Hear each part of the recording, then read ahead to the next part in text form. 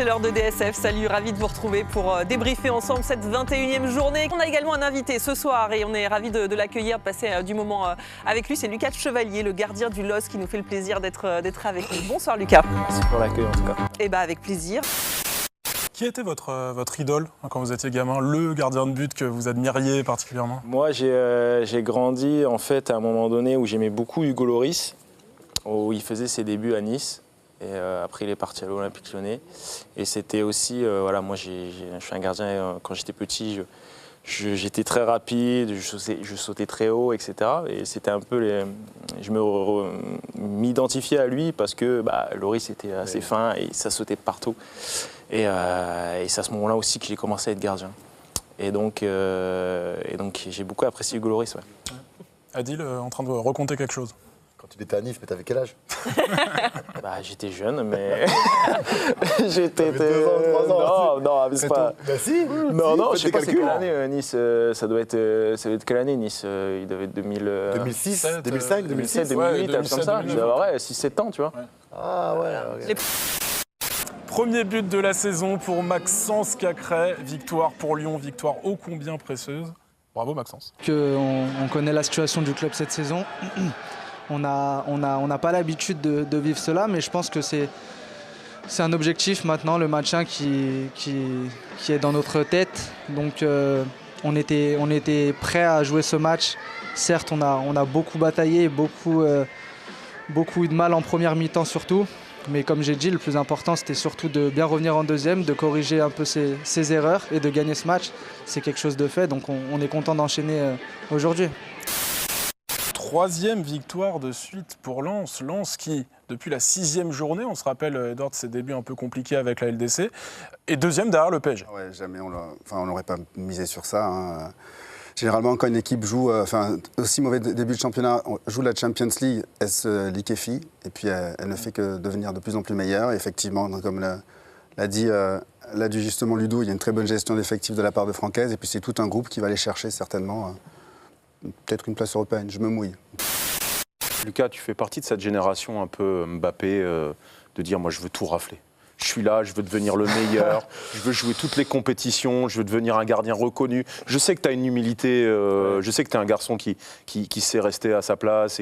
Mais dis-nous franchement, est-ce que des fois tu te dis je veux tout rafler, je veux être le meilleur? Ouais, je pense que c'est vraiment depuis août. En fait, je me suis... je sais pas ce qui s'est passé dans ma tête, mais j'ai développé une façon de penser dans la vie de tous les jours, que ce soit dans le football ou même en dehors. Et je suis vraiment, j'ai envie de tout déchirer, quoi. Et je pense que ça se ressent sur le terrain ou même dans mon attitude, ma concentration, tout a décuplé. Je deviens vraiment un homme, en fait. T'as mis des choses en place? T'as un coach mental? J'ai un coach mental. Et en fait, je pense, au-delà du coach mental, j'ai aussi un cercle d'amis et une famille où, en fait, c'est très restreint et que je fréquente pratiquement que eux. Et en fait, c'est un peu une boucle amis, famille, football. Et ça tourne en boucle chaque semaine. Et à chaque week-end, j'ai envie de montrer que j'ai vraiment la rage et je sais ce que je vaux et ce que je peux faire.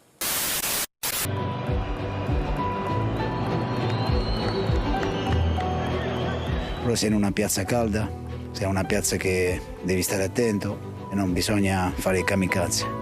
Un coach sous la pression des fans de l'OM venus à la commanderie commander à leurs joueurs de tout donner.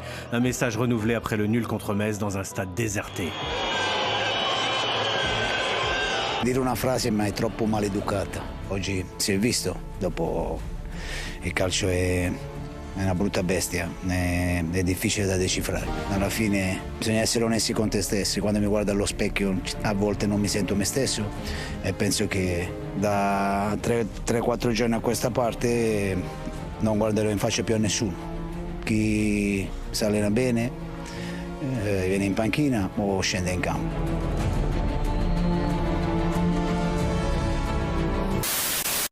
Une performance emballante de bout en bout.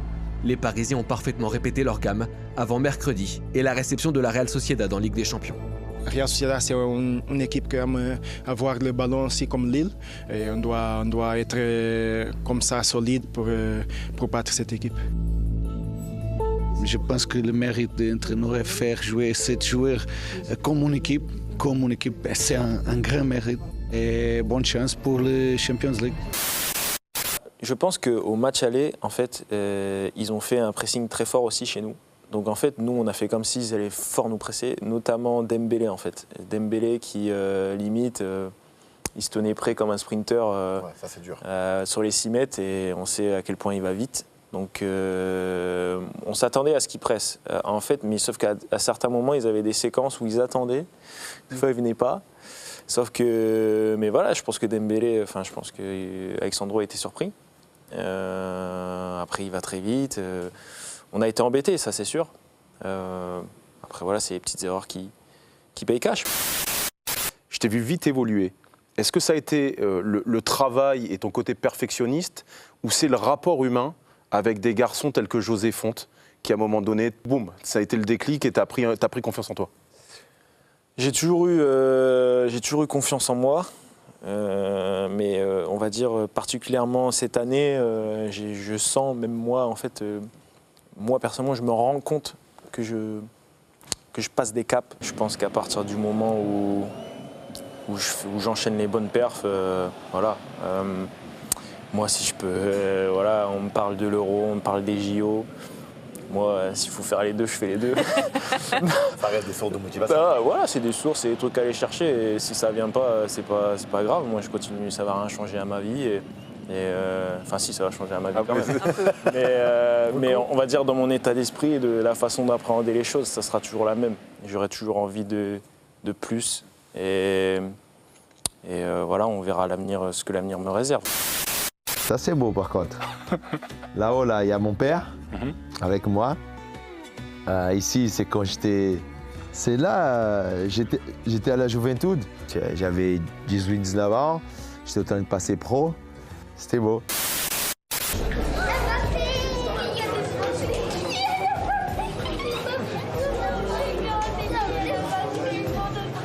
Pereira da Costa et Eliwahi, le check spécial entre le numéro 10 et le numéro 9. Lui, il touche son assistant.